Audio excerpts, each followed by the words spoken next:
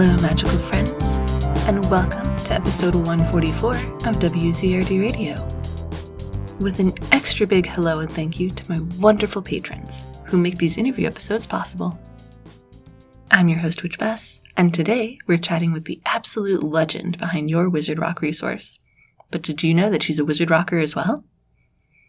We're going to talk about that today, as soon as we're finished with this first set of songs. Here's Party Spells by the Slitherpuffs.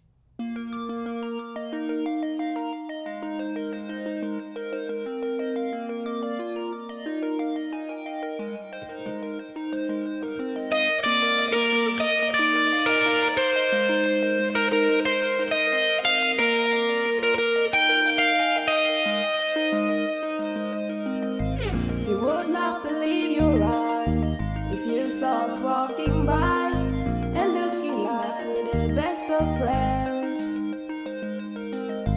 If looking is not enough, the living can be so tough, and no one ever sees us the way we see.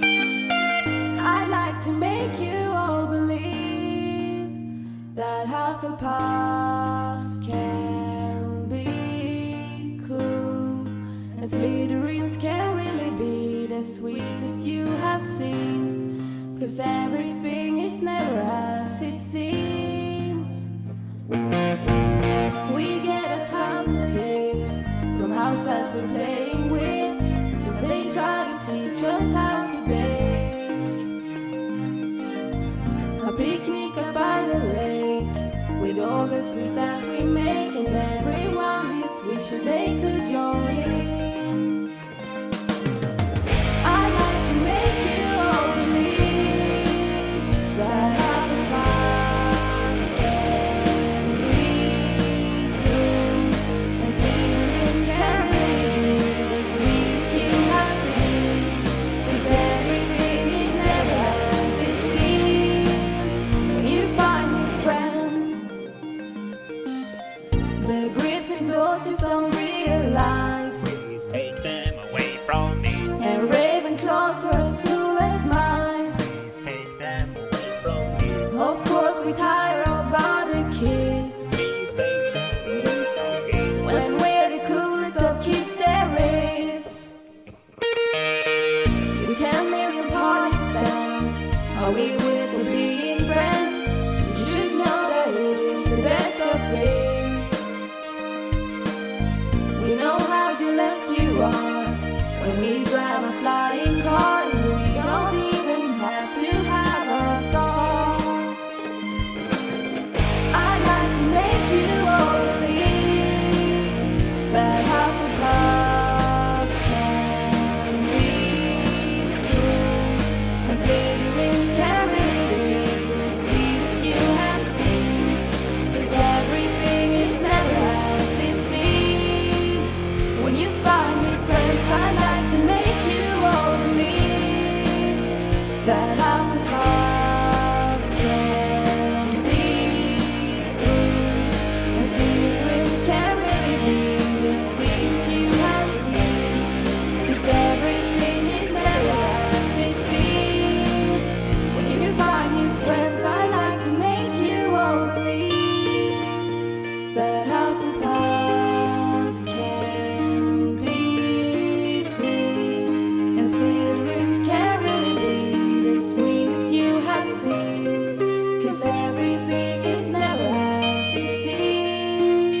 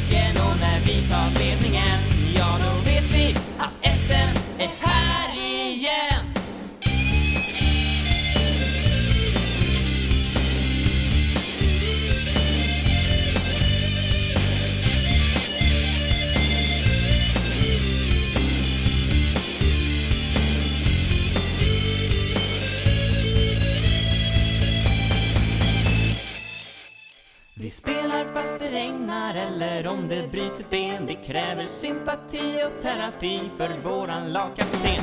Men när sökaren tar kvicken och när vi tar ledningen, ja då vet vi att SM är här igen. Vi spelar fast det regnar eller om det bryts ett ben. Det kräver sympati och terapi för våran lagkapten. Men när sökaren tar kvicken och när vi tar ledningen, ja då vet vi att SM är här igen. Ja då vet vi att SM är här igen.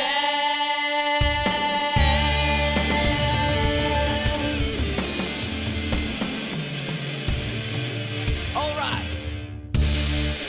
I can't sleep at night anymore since my friends drive me into this war. I'm scared both night and day, just wanna get away. I'm sorry I'm not brave, I'm sure I don't know why the hat put me in Gryffindor, since the only thing I want to do is run and hide and be on no one's side. I was born to be a hero, I never was. I was born to be a hero, I'm not good enough, I'm not a martyr, please let me go home. Another battle, yes, light with spells, curses, I'm cold from fright, and suddenly I'm hit and I think, oh shit. They're standing in a ring around me, and the polished mask in all I can see. And suddenly I feel something breaking inside. I'll be on my own side. I was born to be a hero, I'm not like you.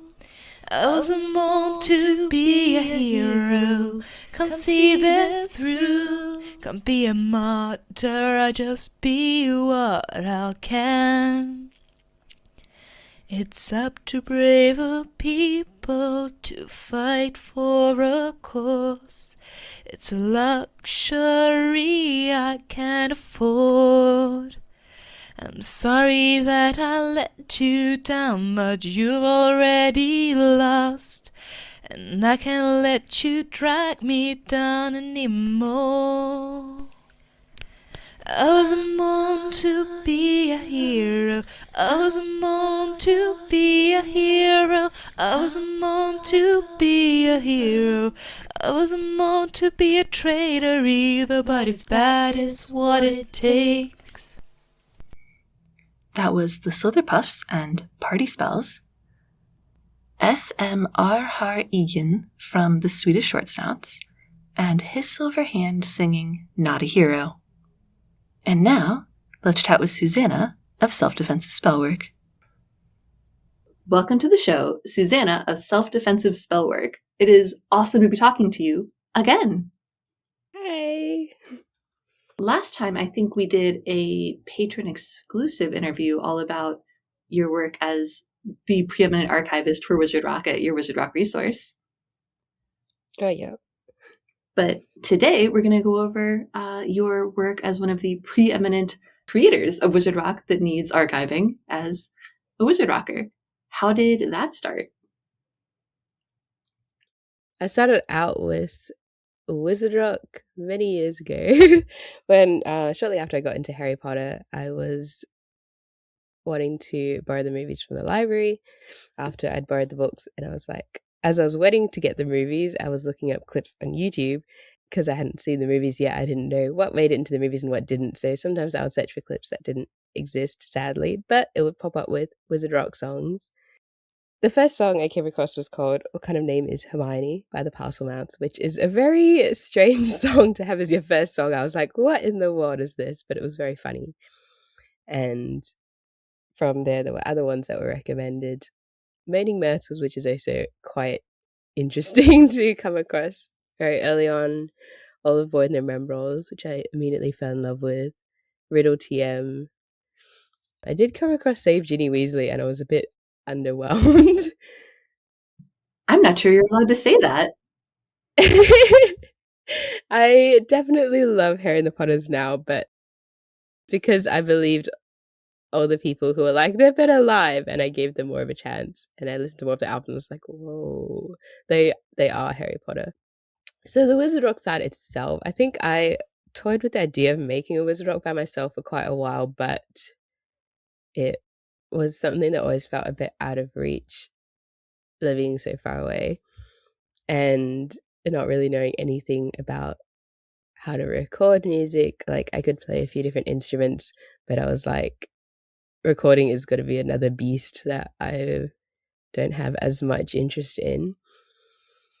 I looked it up to look it up. My first songs that I did was in 2019, so I think this was around when Grace Kendall was doing the Witch Rock or Wix Rocked Twitter, and they were so encouraging about getting new people to do Wizard Rock for the samplers, and I was like, hey, I'm gonna give it a go. I have had this song that I have written for ages, and it just needs like a good melody and a bit of backing, and maybe I can make it work. So I did Graveyard of Buried Hopes for that, which was interesting to record because I just did it as like there's this free program called MuseScore that I made all the backing track in, so it sounds very MIDI instruments, but it was fun to make. Let me think. I did one earlier that year called Far From Home, which is just a round, and that one I also did in MuseScore. So it was just a fun thing to get put my lyrics to music because I've always been a writer. So turning these lyrics that I'd already been writing, like poems, into music, I was like, this is quite nice to kind of dip my toes in and see that it's not actually too difficult after all. I noticed that your early songs were, I think, a little bit on the like melancholic side. Far From Home, Graveyard of Buried Hopes, Darling Girl. Was that like deliberate? Were you in like a transition period? I think it just ended up being what, not necessarily deliberate, but it was what I gravitated to. Like, even in my writing, it tends to be a little more like focused on emotions and like in a journey, and that I found that just kind of led myself to stronger emotions in that way. I think I was particularly inspired by the kind of music that I like to listen to in Wizard Rock, which is like heavy on stuff like Split Seven Ways, which is the most melancholy band in Wizard Rock. Grace Kendall, of course, as well. There's really angsty songs. I'm like, they just get me, but not particularly intentional. That makes The Parcel Mouths being your first song particularly funny. Yes. So, Self-Defensive Spellwork. How did that happen as your band name?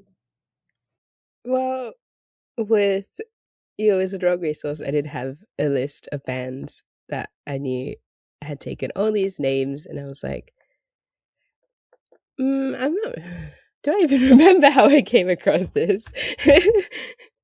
I think I was looking up books and different spells and lots of different things that are in the wizarding world, because I think my mindset was I wanted to use a concept or a thing or whatever that's already present. Like, I didn't want to turn people into a band in case I was like, no, that's going to pigeonhole me, or something that's too reminiscent of a particular sound or topic. So I was like, Self-Defensive Spellwork is, as it turned out, one of the books that Dumbledore's army they find in the Room of Requirement. And I think I really liked that aspect, that it's something that's just mentioned once. So it's pretty easy to just use that and launch off it, as I think I could go anywhere I like with this. And it's related to the wizarding world, but it's not come with any particular expectations. Were you tempted by any other concepts or books? I don't think so. I think I was signing up for Bandcamp, but I needed a band name, and I was like, okay, I'll go with this, and I don't think I'll be likely to change it because I think it's pretty good. And my name starts with S, so that fits. I was like, easy for me to remember, might help other people remember, even if it's a bit of a mouthful. Was it fun making your own page on the resource?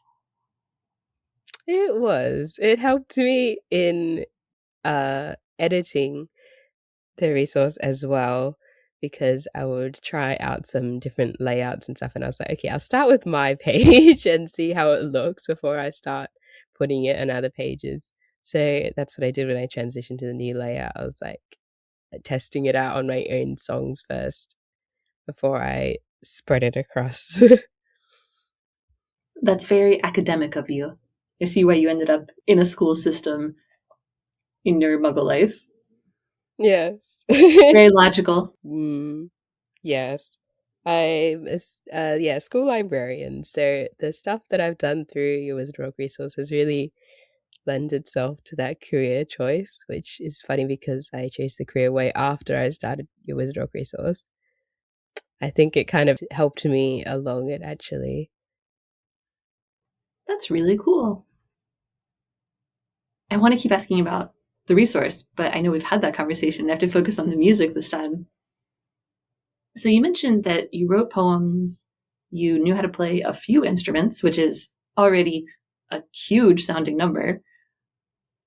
What did the songwriting process look like? How do you put them together? How do you figure out what you want to do? Ooh, okay. Generally, when I'm writing songs, it goes a little bit like when I write stories. Like I start with a basic idea that I want to get across, and I think of how I can translate it into words into a story arc. But the topic always comes first, like the lyrics. Like I'm really focused on what the lyrics have to say. So that's the part that feels most perfected to me when I'm writing. And the instruments and the recording process, I'm always like, oh, if I had better skills, I could get that down a little more across the way it seems like it should in my head, but that's okay. Like, got the important part. So, for example, with Darling Girl, I wanted to write a song with the idea that Hermione modified her parents' memories, but like with their consent. Like she asked, like she told them about it. And also, I really liked the idea of exploring a muggle point of view that's also not quite as rose colored as other songs that are like, I want to be a wizard, but it's like, what do the people think who are the ones who are left behind, like the parents? And they see their kids getting further and further integrated into this world that they can't quite be a part of. There's a really lovely song by the band Muggleborn that's called, I think it's also called Muggleborn. The grass ain't always greener, and it's this really melancholy perspective of being a Muggleborn but transitioning to the wizarding world and feeling that really a big sense of detachment and loss from the Muggle world and the life that they used to have but can't have anymore. And so that was something that I found really profound. And I was like, we don't see a lot of Hermione's parents, but it makes sense. It's not quite her story. It's about Harry and it's about the Wizarding World, and it's not as interesting to read about what we already know. But I was like, yeah, I really wanted to get across that idea of like, she's kind of separated from us and we love her, but also it's something that we can't quite be a part of. So yeah, I start with a strong idea like that, and I'm like, how can I turn this into something which will make people go, oh, or make them think or have a new idea about something. More cheerfully for my joy, that one was prompted, of course, by the Summer of Fun. So I was like, I need to write a happy song for once. Haven't I not written one before? And I ended up back at Hermione. It's become a bit of a pattern, not really deliberately, but I think she's quite relatable. And yeah, especially in the topic that I chose to write about, again, about her trying to find her place, but discovering that applying the same ethos that she would have applied before she came to Hogwarts still doesn't really help her make friends. And then, the topic of what brought her joy before and how can we share that character development along the way, because it is really interesting to see how she changes in those first few months in that first book. And then you see her stick up for Harry and Ron. You're like, oh, she's really cool, actually. Like, she's not so annoying. She could be a good friend. And then that line at the end of that chapter, there are some things you can't go through without becoming friends. I always thought that was so sweet. So I tried to integrate that. And it was a very fun song to write. And I got to use my ukulele, which I hadn't used before because it feels like too happy an instrument. So I was like, oh, I can actually use this. I've had this for so many years and I have not recorded with it before. So which instruments do you play? Well, I took music lessons when I was younger and I learned piano. Still kind of rusty on the theory, but I can play piano. I have an acoustic guitar that I use for Darling Girl and ukulele that I used for, I think, one of the two most recent ones. And I also have I have an alto recorder. So it's got a less high-pitched squeaky sound than the typical recording you might think of. It's really interesting and a little bit gloomy sounding, which maybe one day I'll put it in a song as well if I can figure out how to do it. That would be very fun. I was talking with Irvin of the Three Broomsticks podcast a little bit ago, and how we both sort of assumed that with the volume of Wizard Rock bands there have been throughout the years, that every subject would have been covered to death. But there are still chapters that have shockingly little music about them. What subjects or chapters do you think we need more music about? Ooh, I love this question. So I know there's definitely some chapters and books even that have way more songs about them. Like the last two books have heaps and heaps of songs. I have a real soft spot for the third book. I always think it needs more songs. There's this hilarious song for Harry's anti-dementor lessons that my sister and I still quote to each other to this day. Expecto Patronum by Remus and the Lupins. It's so funny. Not quite as heart-wrenching and emotional as the original chapter. And then also Personally Prefixed Houses Me, which touches on that topic a little. But I really liked the reading those chapters in that book about Harry learning more about himself, about his parents, and getting closer to Lupin. And really just, we learned so much about Harry's inner journey in that book. And I hope it doesn't sound silly to say I just want more songs about Harry. But yeah, I do. I really, really love that book. And I think there's a lot of underrated scenes in it. Like the Christmas that they just spend at Hogwarts. Like there's a song about that. And when I first heard it, I was like, whoa, that is such a good topic for a song, even though not a whole lot happens. Like 13 of them dining.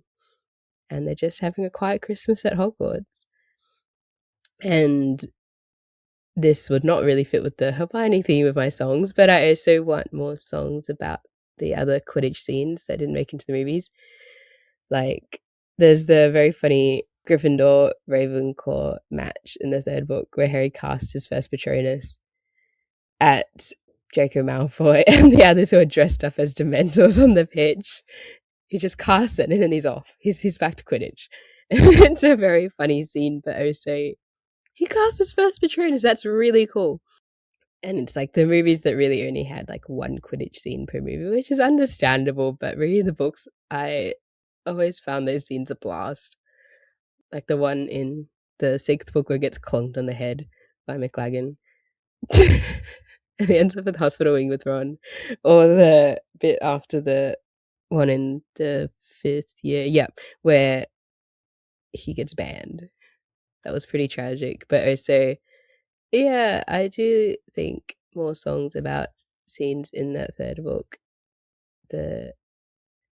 Not necessarily connecting to later on, but just taking them for what they are. Like Harry being a 13-year-old, learning more about his parents, himself, who he wants to be. That would be really cool. As a Lupin fan, I'm all for this. Yes, love Lupin. I'm a sucker for a sad boy. Here's our next block of music, and Nagini is all queued up with Petunia.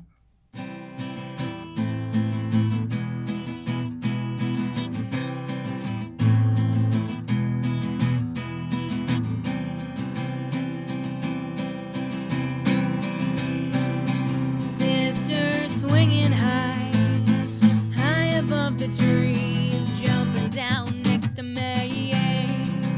You've got everything I've ever wanted. Green eyes, the magic inside. Don't leave me, sister.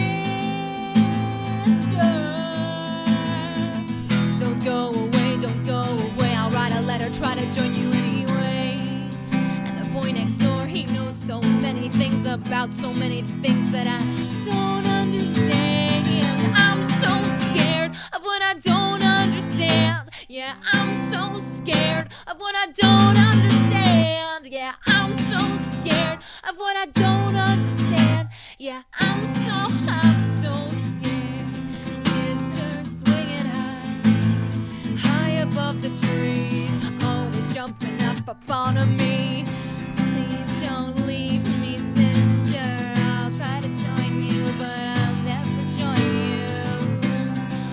And the boy next door, he knows so many things about so many things that I don't understand. I'm so scared of what I don't understand. Yeah, I'm so scared of what I don't understand. Yeah, I'm so scared of what I don't understand. Yeah, I'm so scared.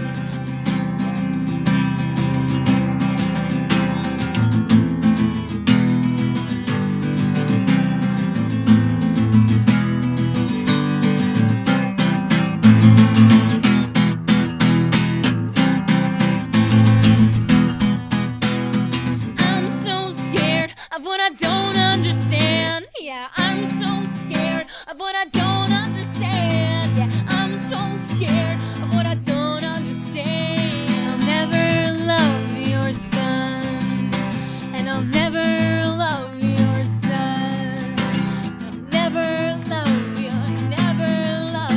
I'll never love your son.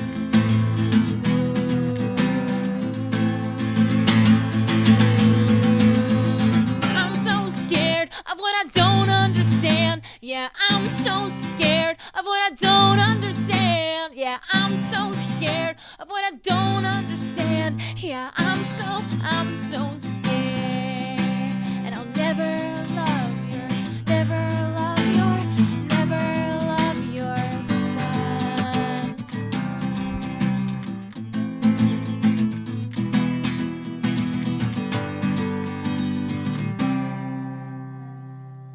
We've got to follow the spiders into the forbidden forest. We've got to do as Hagrid said. But don't be scared. Don't be scared. Don't be scared, that spider is only the size of a small elephant. A small elephant.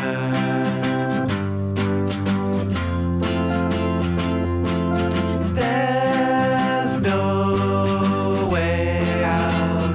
The spiders have surrounded us. They're looking hungry. Why did we do what Hagrid said? But don't be scared. Don't be scared. Don't be scared. That spider is only the size of a small elephant.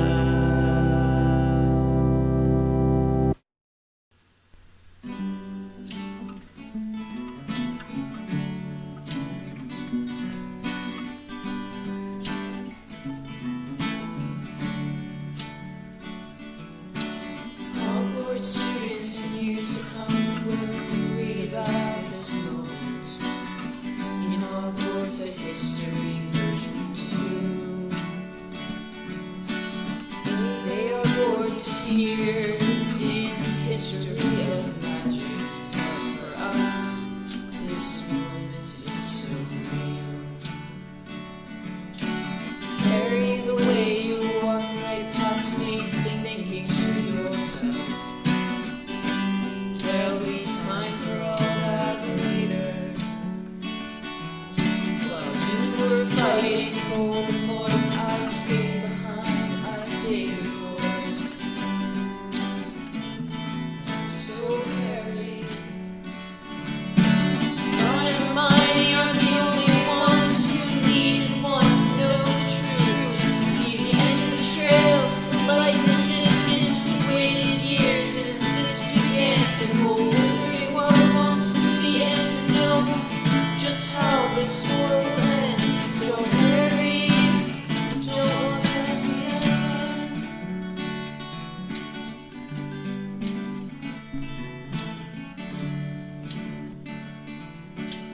In the tears, the screams, the sighs, Harry alive approaches. He almost catches my eye. Through the dust he passes me, takes Ron and Hermione, leads them away for the final truth. Maybe you've been through more than we have, and I understand.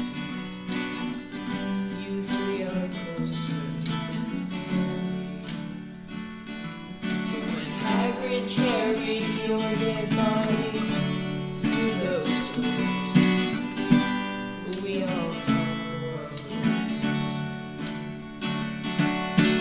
Ron and Hermione are the only ones who need and want to know the truth. We see the end of the trail, the light in the distance. We waited years since this began. The whole wizarding world wants to see and to know just how this war will end. So Harry, don't walk past me again.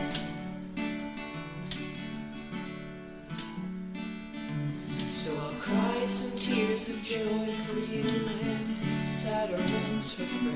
And I'll wait for you where you left me in the hall.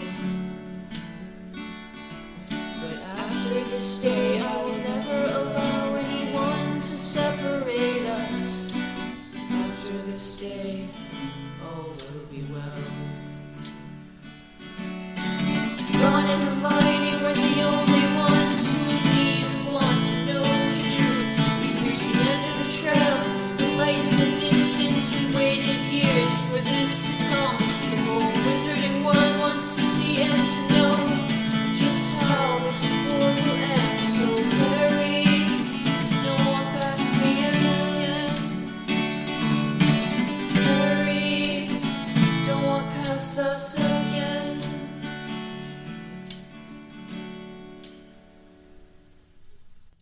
That was Petunia by Nagini, Harry and the Potters with Follow the Spiders, and Ginny's Song from Seven Potters.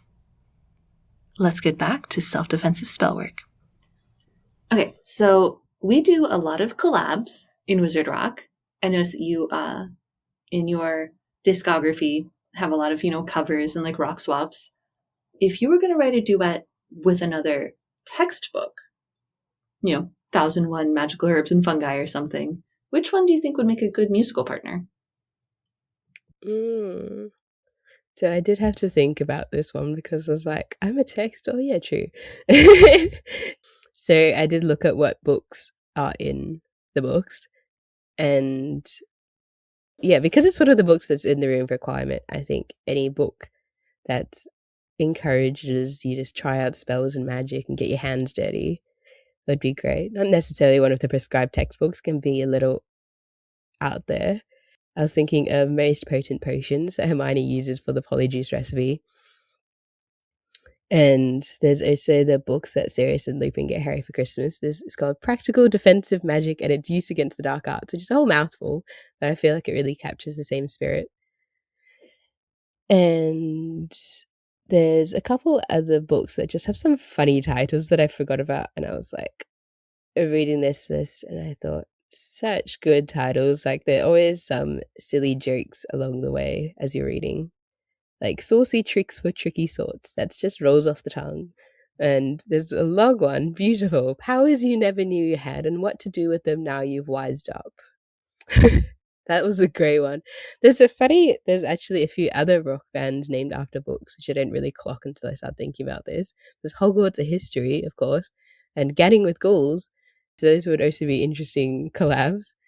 And there's one which would be a terrible, terrible collab, which is the book that Umbridge chose for 5th year, which is called Defensive Magical Theory, and was all about just read the book and don't actually do any magic. I'm like, no, you got to do magic. You got to get your hands dirty. The saucy tricks for tricky sorts sounds like it would be good for like Parcel Mouths. What kind of name? Comedy, fun, rollicking music. It would be. That would be a great contrast.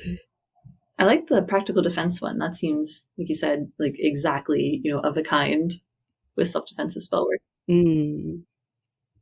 So earlier, you mentioned a program that I don't think has been mentioned on here before, Muse Score. Oh, yeah. Which I'm very excited to learn more about in this next question, which is all about your advice for new Wizard Rockers. Ooh. I did not write anything down for this question because I didn't know what to say. Advice to new Wizard Rockers. So we're thinking practical advice. Is that the bent that we're going for? My favorite is like the really simple seeming baby steps. Like people have given, the only chords you need to write a song, or the nebulizer for keeping your vocal cords moisturized. Just something that seems obvious once you've been doing it for a while, but you don't know that you don't know when you're just starting out. Okay. It's hard to say. I think, my recording process is I write the song completely, play it, with the ones that I haven't done musical, which is all the later ones. I play it on the instrument and I rehearse it. And then I end up recording the instrument and then I record the singing on top of that. And it's a long kind of process because I try to get the instruments like as nice sounding as I can. And then even now I just listened to some of them recently. I was like, it could have been a bit nicer, but I won't be perfectionist about it. I won't. And so, I start with the instruments. I do that in Audacity. And there's a lot of chopping up that happens. Like I play it full through and then I'm like, okay, I messed up in this tiny bit, but the rest is all right. So I'll chop off that tiny bit and do it again, and then the rest is fine. And then as I start recording the singing over it, that usually takes a little while. Like I start off and I'm like, okay, it sounds all right. And then by the time I finished, I'm like, oh, my voice wasn't warmed up and I was singing like a lot quieter than I thought it was. So let's go over it. And then usually that's when it starts to be a lot more like the vision that I had in my head. So I would say a bit of advice is don't expect it to come out right the first try. Like give yourself a bit of time to get used to like your recording conditions, get your hands warmed up, you're playing instrument, get your voice warmed up if you're going to sing, and let yourself have a little bit of fun with it, because there were also some things that popped up as I was recording that I ended up putting in the song even though I didn't really think of it beforehand, like little bits of harmonies here and there, or like, oh, I can vary the melody in this bit, whereas I didn't really think of that as I was writing. So I think that last 5% of the song coming in right as I'm recording is quite fun. So I think another bit is, just let yourself be open to a little bit of change along the way. So how do you warm up your hands and your voice? Do you have any favorites or preferences? Not really. I haven't taken music lessons in a long time.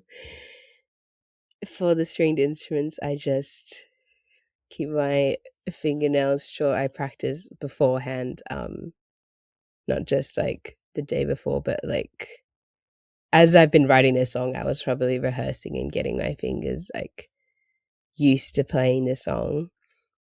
And then on the day, it's just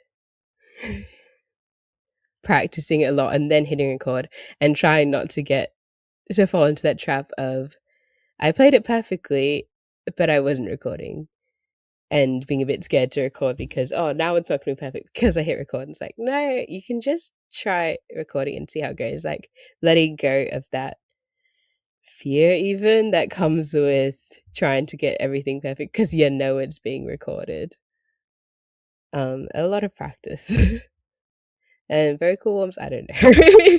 I do not have vocal lessons. I can match notes as I sing, and that's about it. That one is just, again, just make sure that I have practiced enough that I have the confidence in my voice to be singing at the proper volume that I want, which, yeah, living with other people, you always feel a bit nervous about it, but you just have to let go of it. And what is MuseScore? Do you still use it? Do you recommend it?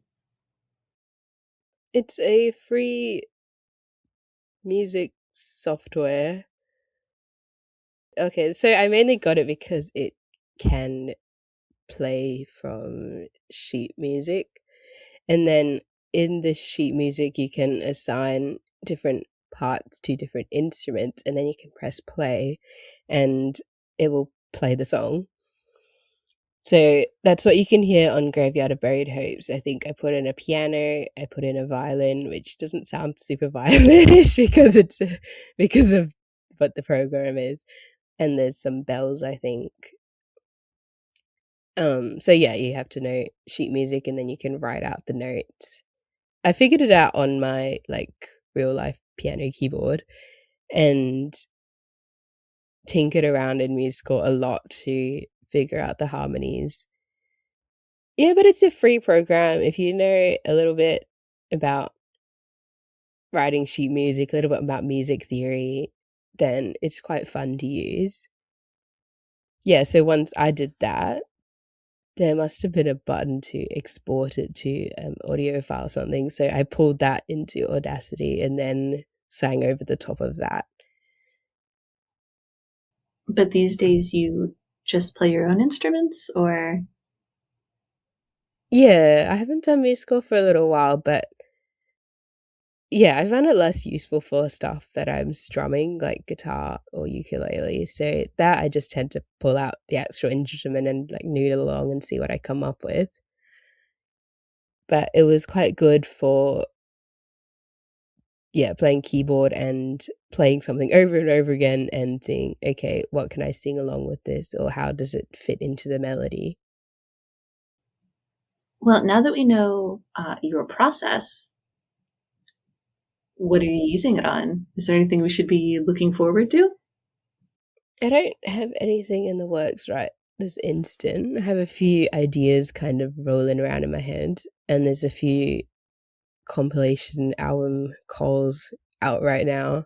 But I'm like, yeah, I could get something going for that. Like the Galleon guy has one about home that I'm like, I feel like he's really hoping I write something for being from Australia. And of course there was a rock sampler, which I've done a few times. Don't remember last time I did it, but it would be nice to be back into it. That one is really fun because it's really no stakes. Everyone's just jumping in and doing whatever, no prompt, just go with what you like.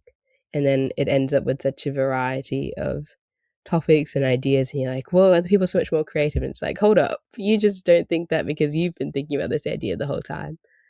But other people think you're really cool too. So you're saying everyone should do the sampler? Oh yes, please. There's always people like, I don't know how to get started recording. And it's like, number one, there's other people here who help you. Number two, you gotta just get your feet wet, I think. Yeah, I still feel like I haven't got that recording process down, but it's okay. There's always things to like learn and practice. And I'm still having fun doing it, which is an important part. How about a little more music? Here's Creepy Crisis with their The Flight.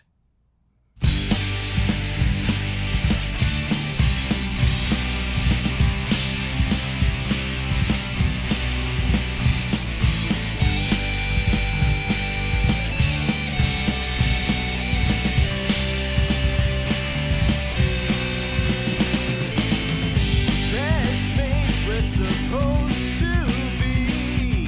Fight to the end and all that jazz. You were so sure to come along to take him down and end it all.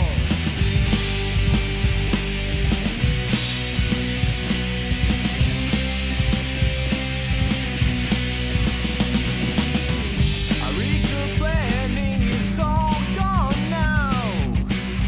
We'll get through this, I know somehow. But what I don't know you could not take. You turned your tail and you ran away. So why aren't you here with me? I'm just stuck here with Hermione. And now you struck out on your own and left us in the cold, bitter and alone.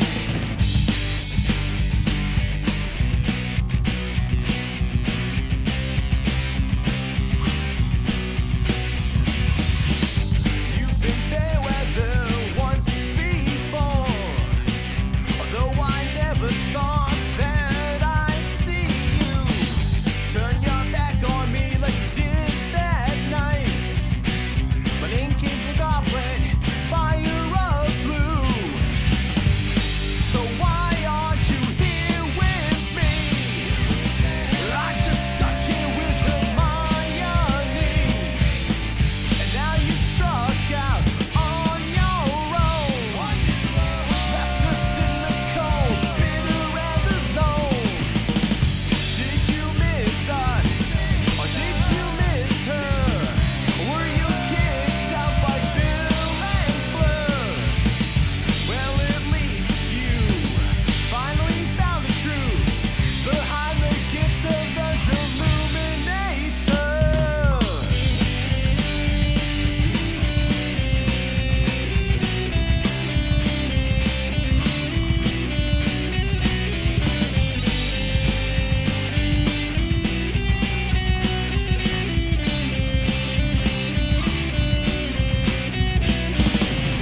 Now I should thank you for saving me. Although you've lost ground with Hermione, together we can try to make it home. You know we can never do this all alone.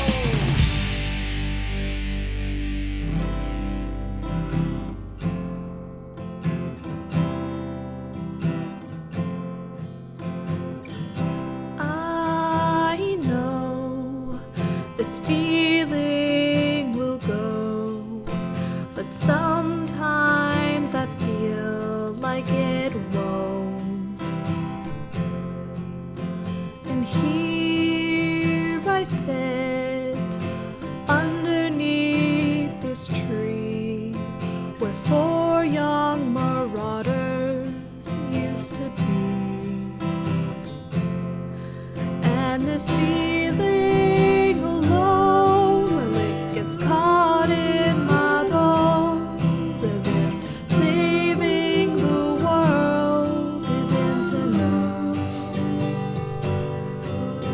And sometimes I wonder why it had to be me. And then I remember it didn't have to be. By the shores of the lake, the giant squid is swimming. He has no cares in the world. And sometimes I wish I were a squid.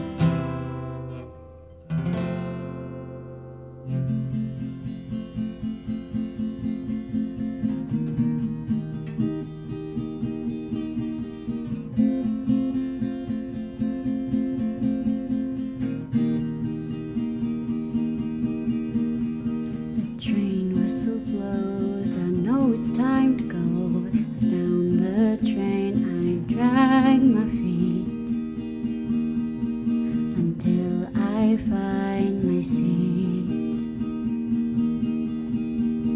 With all the excitement of packing and appointments, it hadn't really hit, and it's hard to admit. I don't really want to go. This is so much better than home.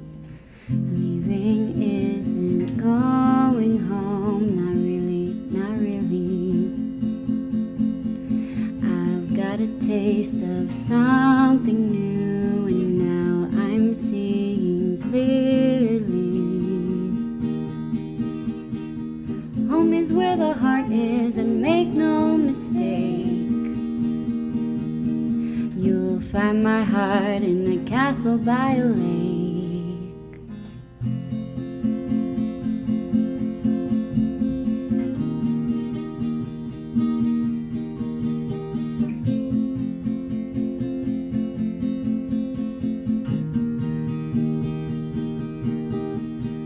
The fields roll past as the train moves fast. I can't believe this was real. Has been ideal. The memories won't fade of the friends I made, the adventures we shared, nothing can compare.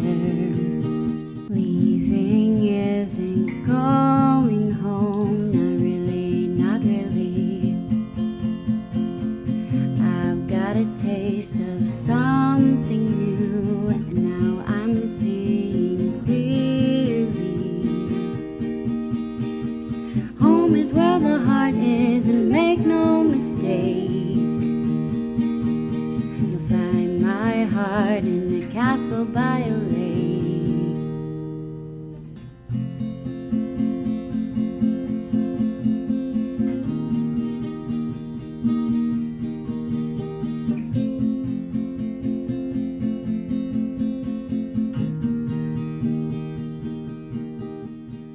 Who knows what happens next? Life is strange and complex, but I have more of a path.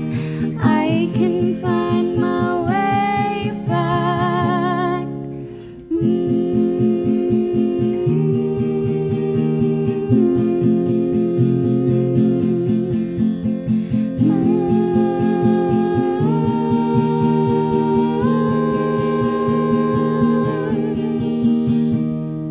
Leaving isn't going home, not really, not really. I've got a taste of something new, and now I'm seeing clearly. Home is where the heart is, and make no mistake, you'll find my heart in a castle by a lake.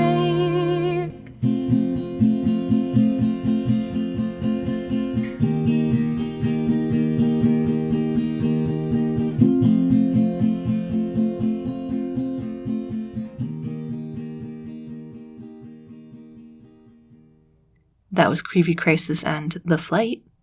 Potter Inc. singing Under the Tree by the Lake. And the Weirdos Are Out's Leaving Isn't Going Home. And here's Susannah again. Thank you so much for talking with me today. It is always a joy to connect with you. Where can WZRD listeners find you and your music online? Self-Defensive Spellwork is on Bandcamp under that name, and I don't think I've got accounts or anything else for that because it's just music. There's a page in your Wizard Rock resource, of course, which is most of my Wizard Rock output, and I'm also on the Wizard Rock Discord under Susannah. You can chat to me about the music that I make, or more commonly, questions about your Wizard Rock resource. If you heard a song today and you thought, I could listen to that again, then go to the transcript at wcrdradiopod.com, follow the link, and buy a copy of your very own. It's the best way to support your favorite musician, and without our Wizard Rockers, we wouldn't be here. If you want discounts on WZRD merch, the inside scoop on everything that's coming up, and bonus gifts and episodes, then you want WZRD Radio's Patreon at patreon.com/WZRD Radiopod. It's just $2 a month and also supports the Community Rock Fund, where we're raising funds to help Wizard Rockers achieve their musical dreams. If you want to keep up with WZRD between episodes, you can find me on Twitter, Instagram, Facebook, and TikTok at WZRD Radiopod.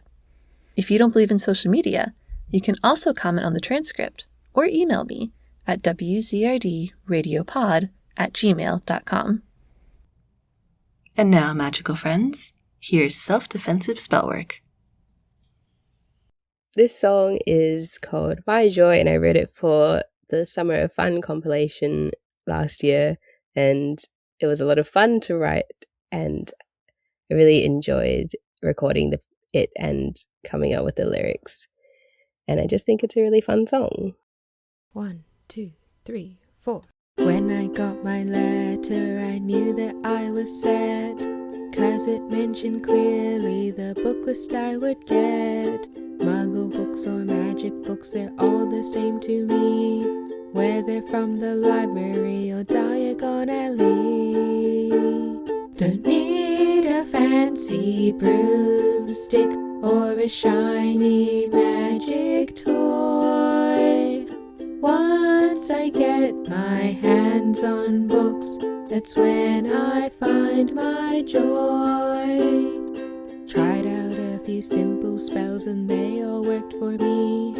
Books are how to get the knack of learning wizardry, but somehow knowing everything doesn't win me friends. Trying hard to stick it out to see where this year ends. Don't wanna be so lonely, don't mean to annoy, but getting killed or worse, expelled, is not how I find joy.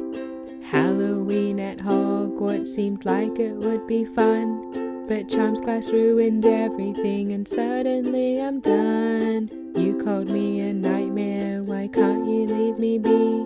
Don't even feel like hiding in the Hogwarts library. I thought it would be different, I guess I was wrong. Even in this magic school, it's so hard to belong. Never thought I'd meet a troll and you would come for me. You must have been listening, you cast it perfectly. Took the fall, but now I find that life has a new lens. There are things that you can't share without becoming friends. Books and cleverness bring joy, but I've come to see friendship's more important, and so is bravery. Don't need a fancy broomstick or a shiny magic toy. Now that I have two best friends, I have found my joy.